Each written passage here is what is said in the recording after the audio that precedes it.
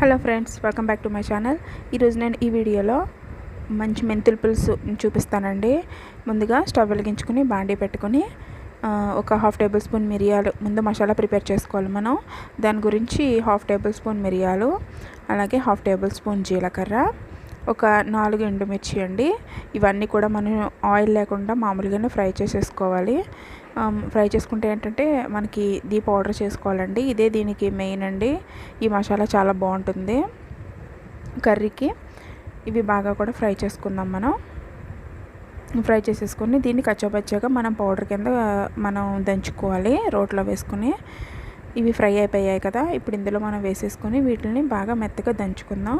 మిక్సీలో వేసుకున్న బాగానే ఉంటుందండి, నేనైతే ఇలా చేస్తాను బాగుంటుందని. ఇలాగ బాగా మెత్తగా మనం దంచేసుకుంటే మనకి పౌడర్ అనేది రెడీ అయిపోతుంది. కొంచెం మనకి ఫ్రై చేసుకుంటే ఏంటంటే త్వరగా నలుగుతాయండి. ఇలా కచ్చాపచ్చాగా ఉంటే బాగుంటుంది. మరీ ఫైన్గా పౌడర్ అయినా అంత బాగోదు, ఇలాగైతే బాగుంటుంది.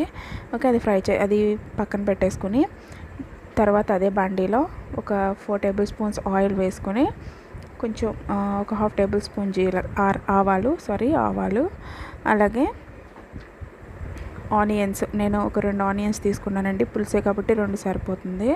అలాగే ఒక 4 పచ్చిమిర్చి కూడా వేసుకున్నాను.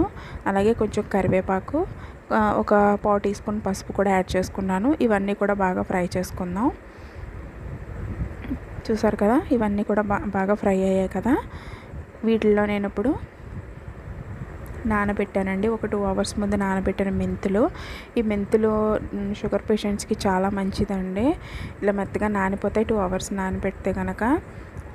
ఇవి నీళ్ళతోనే వేసేసుకోవాలండి, ఎందుకంటే నీళ్ళలో కూడా చాలా పోషకాలు ఉంటాయి. ఇవి నానితే కదండి, ఆ నీళ్ళు కూడా చాలా మంచిది, మనకి హెల్త్కి చాలా బాగా యూజ్ అవుతుంది.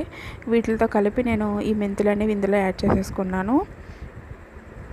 నీళ్ళతో కలిపేస్తే ఏంటంటే అందులో కూడా ఉడుకుతాయి కదండి, టేస్ట్ అనేది బాగుంటుంది. అంతేకాకుండా ఈ మెంతులు అనేది షుగర్ పేషెంట్స్కి కూడా చాలా మంచిదండి. షుగర్ని ఇప్పుడు కంట్రోల్లో ఉంచుతుంది. అలాగే నేను చింతపండు నానబెట్టుకున్నానండి ఆల్రెడీ. ఆ చింతపండు రసం కూడా యాడ్ చేసేసుకొని ఒక చిన్న బెల్లం ముక్క కూడా యాడ్ చేసుకుందాం. పులుసులో ఎప్పుడైనా సరే బెల్లం వేసుకుంటే టేస్ట్ బాగుంటుంది. అలాగే మీకు సరిపడినంత కారం, నేనైతే ఒక టేబుల్ స్పూన్ వేసాను, సరిపోతుంది. అలాగే మనం పచ్చిమిర్చి వేసాం కాబట్టి సరిపోతుంది. ఇది బాగా ఉడికింది కదా మనకి, చూసారు కదా బబుల్స్ వస్తున్నాయి.